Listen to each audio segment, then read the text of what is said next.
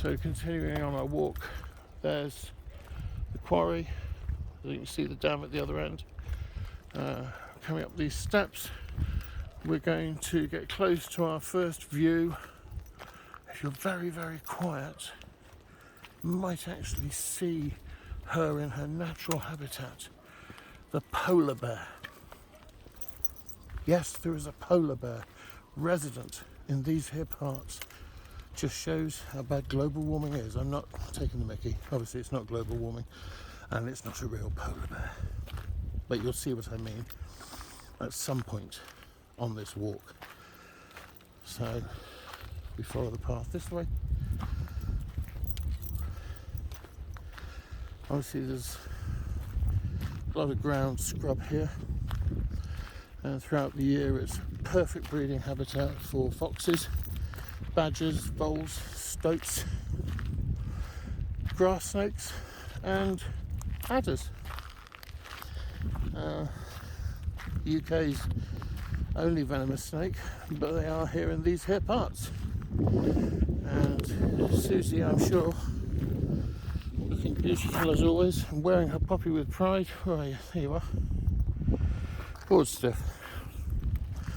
She will undoubtedly remember when her best mate Lucian and her came up here on a family day out, and Lucian saw something in the scrub on the other side of the quarry heading up towards that building in the distance, which is the Coast Guard lookout station,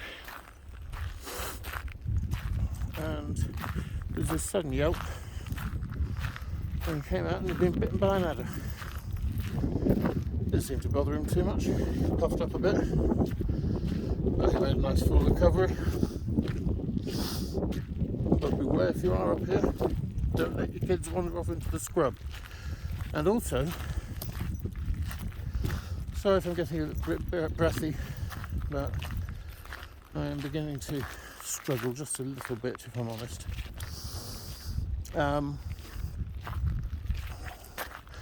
Mentioning erosion with the quarry,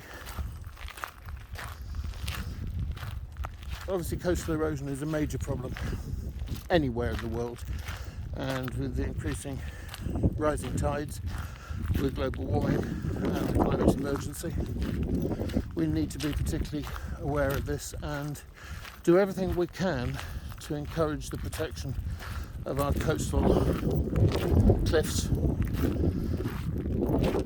When I was a child, there were no railings or anything along Hengistbury Head, and there was many a time my sister and I would be up here as kids, lying on the edge of the cliff, dangling our heads over. And I think today, what twits we were, we could have fallen off at any point. We never did. But further along the coast, into the centre of Bournemouth, we have had quite a few cliff falls in recent years, and so one of my future videos we're going to go and meet the goats that have now been employed to graze the cliffside on the Bournemouth part of the cliff, what's called the east and west cliff, mostly the east cliff, and they rotate cliff to cliff because they're incredibly nimble, very agile, and a lot safer and less bulky than contractors' machinery to try and keep the flora neat and trim. And they're a fabulous thing to watch. They're so friendly.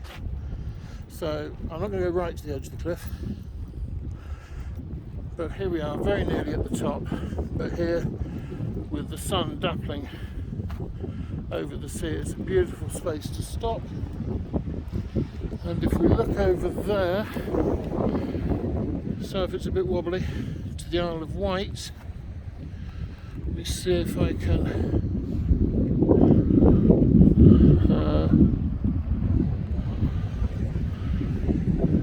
I think it's about as much as I can do.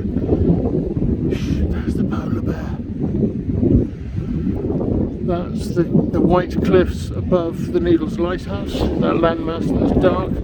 So the wind is actually quite strong at the moment, but there is the polar bear in all her glory.